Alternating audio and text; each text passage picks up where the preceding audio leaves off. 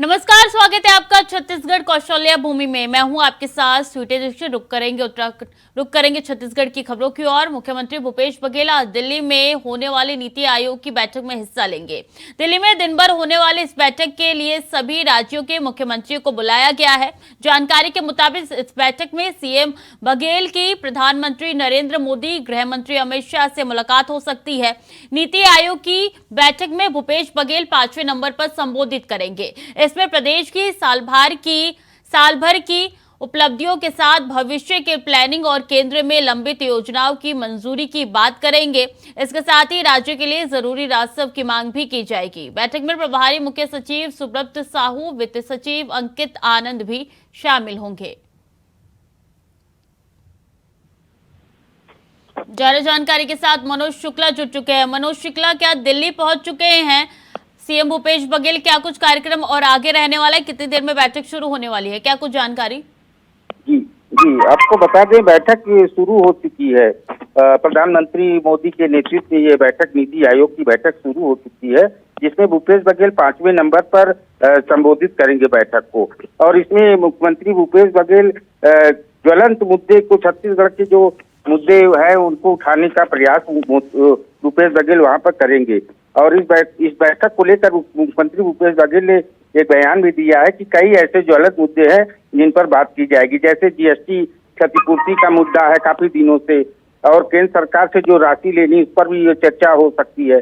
और सुबह ये बैठक 10 बजे से शुरू हो चुकी है। जी, अभी भी बैठक चल रही है? कितनी देर तक बैठक चलने वाली है? क्या कुछ जानकारी इससे जुड़ी हुई है आपके पास?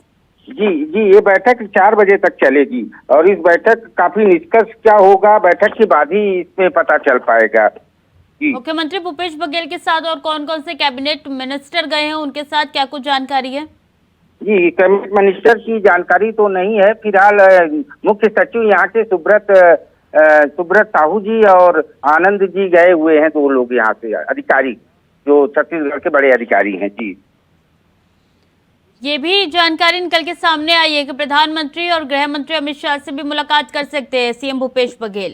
जी जी जी, तो बैठक के बाद सीएम बघेल जो है प्रधानमंत्री और गृह मंत्री अमित शाह जी से मुलाकात कर सकते हैं, संभावना व्यक्त की जा रही है।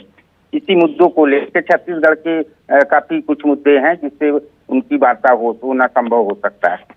इस बैठक से जुड़ी हुई और क्या कुछ खास अपडेट है आपके पास मनोज? जी, मुख्यमंत्री भूपेश बघेल काफी दिनों से जीएसटी क्षतिपूर्ति की मांग कर रहे हैं और जो केंद्र सरकार किसी न किसी बहाने से टालती जा रही, ये मुख्यमंत्री का आरोप है कि छत्तीसगढ़ को अनदेखा किया जा रहा है, जिसको लेकर आज की बैठक को छत्तीसगढ़ के लिए काफी महत्वपूर्ण माना जा रहा है। जी, कितनी देर में फिर वहां से रवाना होंगे दिल्ली से, या फिर दिल्ली में और कुछ भी कार्यक्रम है सीएम भूपेश बघेल का? क्या कुछ जानकारी है आपके पास? जी, अभी मुख्यमंत्री भूपेश बघेल का आधिकारिक तौर पर कोई उनका वो नहीं हो पाया है कि दिल्ली से वो आज ही वापस आएंगे या ऐसा कुछ अभी जानकारी नहीं मिल पाई है। फिलहाल वो ये निश्चित आधिकारिक पुष्टि हुई है कि प्रधानमंत्री और गृह मंत्री से भी वो मुलाकात करेंगे छत्तीसगढ़ के कई मुद्दों को लेकर। जी, ठीक है। और अगर बात की जाए तो ऐसे कौन से बड़े मुद्दे हैं जो कि वो उठा सकते हैं इस नीति आयोग की बैठक में? आपने अभी बताया कि कुछ ऐसे हैं मुद्दे, इससे इतर हटके और कौन से मुद्दे हैं जो उठाए जा सकते हैं सीएम की तरफ से? जी, आपको बता दें कि केंद्र सरकार से और छत्तीसगढ़ सरकार से काफी कुछ मुद्दों पे केंद्र सरकार अनदेखी कर रही है, ऐसा आरोप राज्य की कांग्रेस सरकार, भूपेश सरकार लगा रही है, जिसे लेकर जैसे प्रधानमंत्री आवास को लेकर भी काफी दोनों सरकारों में कुछ है। और साथ ही साथ जीएसटी का बकाया काफी दिनों से मुख्यमंत्री भूपेश बघेल मांग कर रहे हैं, और रेलवे परियोजना को लेके ट्रेनों को काफी विलंब से यहाँ पे और ट्रेनों का संचालन बंद हो गया है, जिसको लेकर इस प्रकार से कई योजनाओं के संदर्भ में मुख्यमंत्री बात करना चाहेंगे। ठीक है मनोज, बने रहिए हमारे साथ, अगली खबर में भी आपका रुख करेंगे। और 2 दिवसीय दौरे पर तारिक अनवर, अखिल भारतीय कांग्रेस कमेटी के महासचिव है तारिक, दोपहर रायपुर पहुंचेंगे। तारिक अनवर रायपुर से बिलासपुर के लिए होंगे रवाना। कौमी तंजीम के सद्भावना सम्मेलन में होंगे शामिल तारिक। तो अखिल भारतीय कांग्रेस कमेटी के महासचिव है तारिक और बता दें कि वो दोपहर रायपुर पहुंचेंगे तारिक अनवर। कौमी तंजीम के सद्भावना सम्मेलन में शामिल होंगे तारिक। रायपुर से बिलासपुर के लिए रवाना होंगे और बिलासपुर में कौमी तंजीम के सद्भावना सम्मेलन में शामिल होंगे तारिक।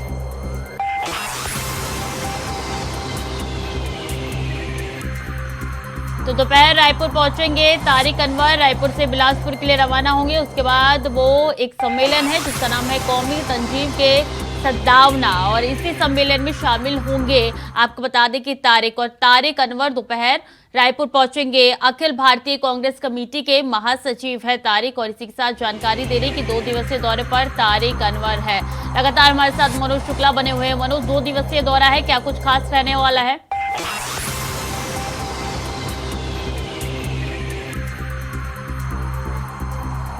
पे तारिक अनवर जी आ रहे हैं और कांग्रेस के बड़े नेता एक दिन पहले ही प्रमोद तिवारी जी भी यहाँ पे आए हुए हैं। आज उनकी प्रेस कॉन्फ्रेंस भी किए हुए हैं और काफी कुछ चुनावी बातों को लेके संगठन को मजबूती देने, कैसे चुनाव लड़ा जाएगा, कैसे चुनाव में जनता के बीच में जाना है, किन किन मुद्दों को उठाना है, इसी सब संदर्भ में लेके जो है उनकी बड़ी बैठक कांग्रेस की हो रही है और ये लगातार हो रही है। जी बने रहिए हमारे साथ, अगली खबर में भी आपका रुख करेंगे।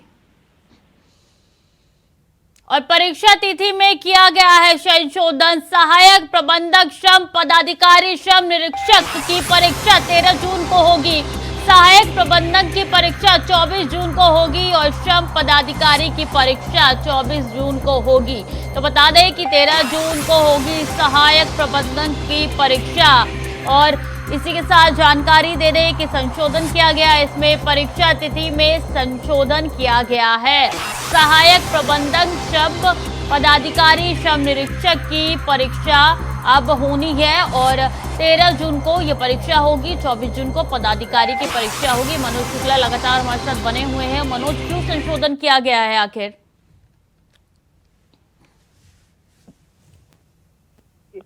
कुछ ये इनको जहाँ तक ये समझ में आ रहा है कि कुछ प्रॉब्लम्स आ रही थी जिसे लेकर परीक्षा स्थगित की गई, तो सिर्फ संशोधन किया गया। परीक्षा तो होगी और आपको पहले भी बताया कि चुनावी माहौल चल रहा है छत्तीसगढ़ में, पूरी तरह से चुनाव के मूड में कांग्रेस और भाजपा हो चुकी है, जिसे लेकर कुछ श्रम पद तिथि में परिवर्तन किया गया है। और जहाँ तक ये मानव व्यापम की वेबसाइट से अभ्यर्थियों को मिल सकती है विस्तृत जानकारी इस संदर्भ में। जी अगर बात की जाए तो 13 जून को होगी सहायक प्रबंधन की परीक्षा, तो क्या इन सब परीक्षाओं की तैयारी पहले से की जा रही थी, अब और भी तेज होगी क्या? जी आपको एक जानकारी दे दें कि मुख्यमंत्री भूपेश बघेल इस समय पूरी तरह से ये भर्ती प्रक्रिया को लेकर काफी एक्टिव मूड में नजर आ रहे हैं। जी जब से सुप्रीम कोर्ट ने भर्ती प्रक्रिया को अपना हटाया हुआ है अपनी जगह से कि नहीं छत्तीसगढ़ में भर्ती जारी रखी जाए, उसे लेकर मुख्यमंत्री भूपेश बघेल पूरी तरह से एक्टिव नजर आ रहे हैं। और साथ ही साथ आपको ये बता दें कि ये जो भर्ती प्रक्रिया हो रही है 13 जून को सहायक प्रबंधन की परीक्षा होगी, 24 जून को श्रम पदाधिकारियों की परीक्षा होगी इससे और 11 व 12 जून को भी कुछ व्याख्याता लोगों की भी परीक्षा होगी। जी बने रहिए मनोज हमारे साथ, अगली खबर में भी आपका रुख करेंगे। और देश भर के पंचायत भित्ते का आज प्रदर्शन होने जा रहा है। 2 सूत्रीय मांगों को लेकर प्रदर्शन करेंगे। न्यूनतम कलेक्टर दर मानदेय देने की मांग है। भृत्यों को 62/65 साल तक नौकरी सुरक्षित की जाए। 11,000 पंचायतों में कार्यरत भित्ते करेंगे आवाज बुलंद। तूतानवा रायपुर में करेंगे धरना प्रदर्शन। तो न्यूनतम कलेक्टर दर बढ़ाया जाए, ये उनकी मांग है। भित्तियों को 62 से लेकर 65 साल तक नौकरी सुरक्षित दी जाए और 11,000 पंचायतों में कार्यरत भित्ते आज अपनी आवाज बुलंद करेंगे। तूतानवा रायपुर में करेंगे धरना प्रदर्शन। भिड़ते हैं तो भित्ते आवाज बुलंद करने के लिए अब निकल चुके हैं और प्रदर्शन करेंगे। आज प्रदेश भर के पंचायत में प्रदर्शन करेंगे भित्ते। तो अहम जानकारी इनके प्रदर्शन से जुड़ी हुई आप तक पहुंचा रहे हैं। 2 सूत्रीय मांग को लेकर प्रदर्शन किया जाएगा। मनोज लगातार हमारे साथ बने हुए हैं। मनोज, ये कौन से मांग है जिनको लेकर ये प्रदर्शन कर रहे हैं भित्ते? जी, आपको बता दें कि पंचायतों में कार्यरत 11,000 पंचायतों में कार्यरत वृद्ध आज बुलंद अपनी आवाज करेंगे। वो काफी दिनों से धरना प्रदर्शन की बात करते आ रहे हैं। उनकी दो सूत्री मांग है। सीधे सीधे उनका कहना है कि हमको जो है कलेक्टर दर से हमारी मानदेय हो, हमारा वेतन हो, और साथ ही साथ जो नौकरी की लोगों की उम्र की सीमा है वो 62 से 65 वर्ष, इनकी जॉब सुरक्षा दी जाए। जी, तो कितनी देर में प्रदर्शन करेंगे? प्रदर्शन शुरू हो चुका है?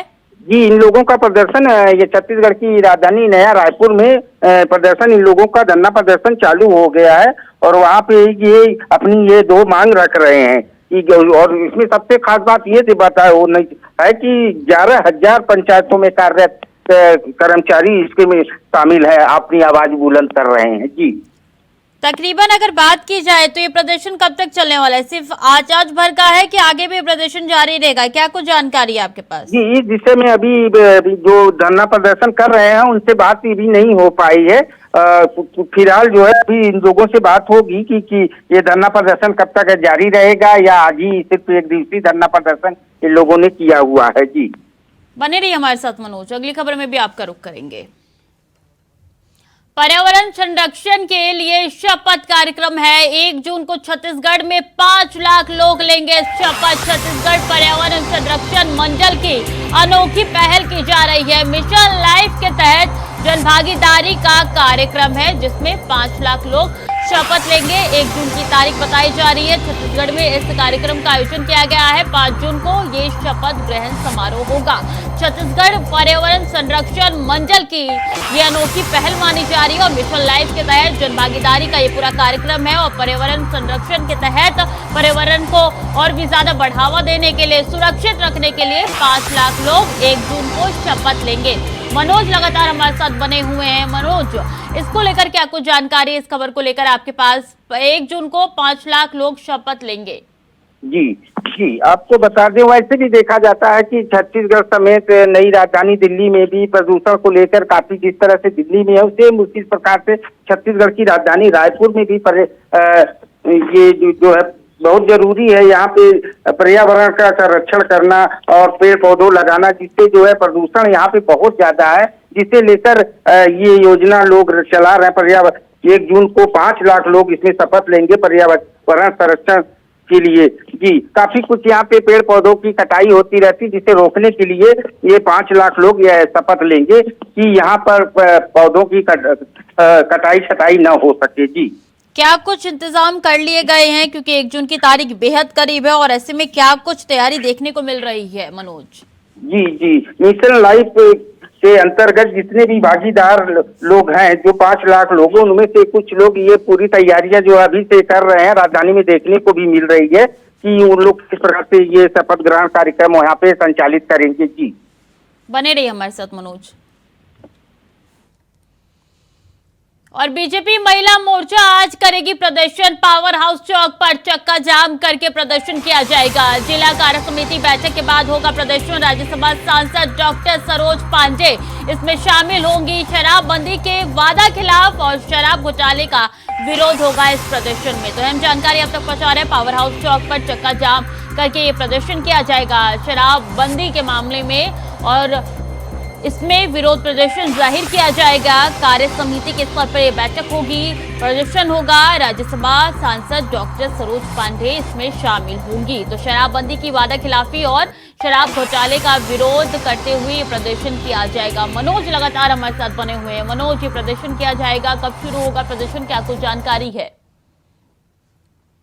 इन लोगों का जो है वह 12 बजे का समय निर्धारित किया गया था और साथ ही साथ इसमें एक चीज और आपको बता दें कि बीजेपी लगातार शराबबंदी को लेकर कांग्रेस सरकार पर हमलावर है और साथ ही साथ शराबबंदी के साथ ही साथ जो अभी 2000 करोड़ शराब घोटाले का आरोप बीजेपी लगा रही कांग्रेस सरकार को, इसको लेकर भी ये लोग विरोध प्रदर्शन कर रहे हैं, लगातार कर रहे हैं। उसी के तहत जो है आज महिला मोर्चा जो है ये बैठक ये धरना प्रदर्शन करेगी। जी, आगे कब तक ये प्रदर्शन जारी रहने वाला है मनोज? जी, आपको ये भी बता दें साथ ही साथ कि ये लगातार बीजेपी जो है शराबबंदी को लेकर और ये 2000 करोड़ के शराब घोटाले के आरोप लगातार बीजेपी लगा रही। स्वाभाविक सी बात है, सामने चुनाव है, चुनाव को देखते हुए दोनों पार्टियां आमने सामने हैं और हमलावर हैं एक दूसरे पर। किसी न किसी मुद्दे को लेकर कांग्रेस बीजेपी के ऊपर, बीजेपी कांग्रेस के ऊपर लगातार ये जारी रहेगा चुनाव के समय तक। जी, बहुत बहुत शुक्रिया आपका तमाम जानकारियों के लिए। तो बता दें, शराबबंदी के वादा खिलाफी के खिलाफ ये प्रदर्शन हो रहा है। बीजेपी महिला मोर्चा आज प्रदर्शन करेगी। और राजस्व पटवारी संघ का धरना प्रदर्शन 13वें दिन भी जारी है। 8 सूत्रीय मांगों को लेकर लगातार कर रहे हैं धरना प्रदर्शन। नवा रायपुर के तूता धरना स्थल में ये प्रदर्शन किया जा रहा है। अनिश्चितकालीन हड़ताल है। राजस्व विभाग के कार्यों पर इस पे असर पड़ रहा है और अनिश्चितकालीन हड़ताल का असर देखने को मिल चुका है। तो राजस्व पटवारी संघ का धरना प्रदर्शन जारी है। 8 सूत्रीय मांगों को लेकर ये प्रदर्शन कर रहे हैं। नवा रायपुर के तूता धरना स्थल में ये प्रदर्शन किया जा रहा है और इससे अब इसका असर भी देखने को मिल रहा है। अनिश्चितकालीन हड़ताल है जिसका असर देखने को मिल रहा है। 8 सूत्रीय मांगों को लेकर ये प्रदर्शन जारी है। तो रायपुर से अहम जानकारी आप तक पहुंचा रहे हैं, जहां राजस्व पटवारी संघ का धरना प्रदर्शन जारी है।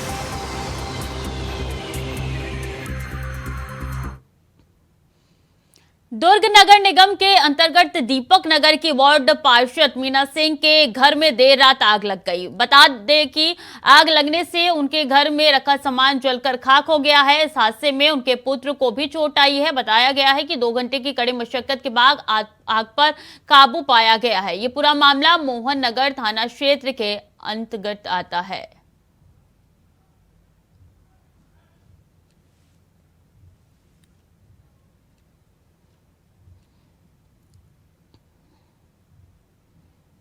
कांकेर के बड़गांव थाना क्षेत्र के जंगल में बीएसएफ और पुलिस बल के साथ नक्सलियों की मुठभेड़ हो गई। दरअसल नक्सल उन्मूलन अभियान के तहत बीएसएफ और पुलिस की ओर से संयुक्त सर्च अभियान चलाया जा रहा था। मुठभेड़ में एक जवान को गोली लग गई, वहीं 2 ग्रामीणों के भी घायल होने की खबर मिली है।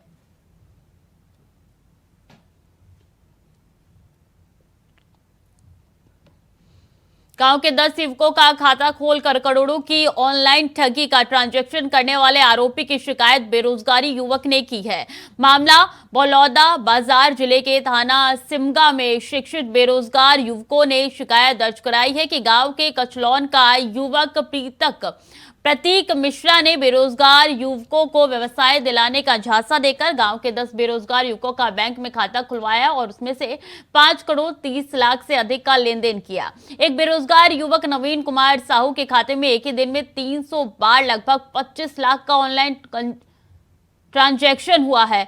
तो युवक ने तत्काल बैंक में जाकर इसकी शिकायत की।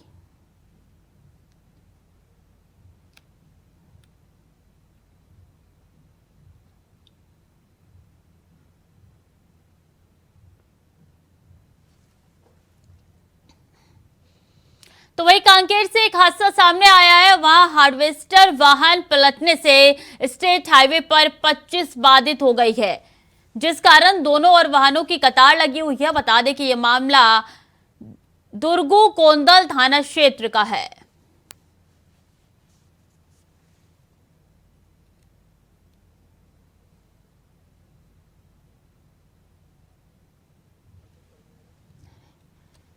तो स्टेट हाईवे 25 बाधित हुआ है, दोनों ओर लंबी कतारें लगी हुई है गाड़ियों की और ये पलट गई है वाहन। हार्वेस्टर वाहन पलटने से बड़ा हादसा हुआ है। इसकी वजह से रास्ता जाम हो चुका है। जल्द से जल्द खुलवाने की कोशिश की जा रही है। लेकिन बता दें कि कांकेर की पूरी घटना है, जहां गुमड़ी डीही के पास यह हादसा हुआ है, जहां हार्वेस्टर का ये ट्रक जो है वो पलट गया था और इससे स्टेट हाईवे 25 बाधित हो चुका है। दोनों ओर लंबा जाम लगा हुआ है। बालोद से वीडियो सोशल मीडिया में वायरल हो रहा है, जिसमें दल्ली राजहरा माइनस के पास रास्ते में एक तेंदुआ देखा गया है। बता दें कि गाड़ी के अंदर बैठे कर्मचारी ने इस तेंदुआ का वीडियो बनाकर जो अब सोशल मीडिया पे तेजी से वायरल हो रहा है। तो वहीं आपको बता दें कि तेंदुआ देखे जाने से कर्मचारी में दहशत का माहौल बन गया है। बताया जा रहा है कि इलाके में पहले भी भालू और अन्य वन्य प्राणियों को जंगलों में देखा गया है, लेकिन तेंदुआ देखे जाने के बाद इलाके के लोग डरे हुए हैं। वीडियो वायरल होने के बाद वन विभाग भी अब अलर्ट पे चला गया है। तेंदुआ ग्रामीणों को कोई नुकसान ना पहुंचा सके।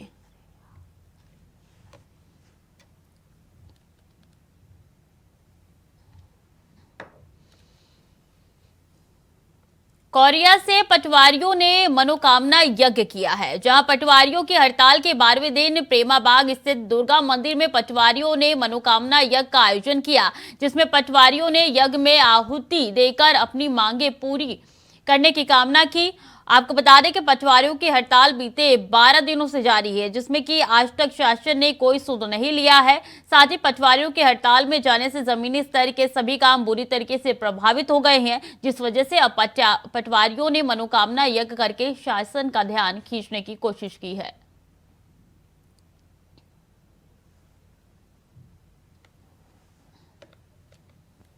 पटवारियों ने किया है मनोकामना यज्ञ और कई दिनों से लगातार हड़ताल कर रहे थे, लेकिन इनके हड़ताल का कोई भी असर नहीं हो रहा है। अधिकारी कोई भी सुध नहीं ले रहे हैं, जिसकी वजह से मजबूरन इनको ये यज्ञ करना पड़ रहा है। और कोशिश यही है इस यज्ञ के जरिए कि लोगों का ध्यान अपने हड़ताल की ओर आकर्षित कर सके। बता दें कि 12वें दिन इन्होंने यज्ञ किया है, यानी कि 10 दिन से लगातार 11 दिन से लगातार यह हड़ताल चल रहा है। राजस्व पटवारियों की यह हड़ताल है और ये यज्ञ की तस्वीरें हैं जो आप तक पहुंचा रहे हैं। पटवारियों ने मनोकामना यज्ञ किया है, जिसकी तस्वीरें आप तक पहुंचा रहे हैं। राजस्व पटवारी संघ की तरफ से ये यज्ञ किया गया। कई दिनों से लगातार हड़ताल चल रहा था, लेकिन प्रशासन कोई भी सुध नहीं ले रहे थे। फिलहाल के लिए बुलेटिन में इतना ही। खबरें लगातार जारी है, देखते रहिए इंडिया वॉइस।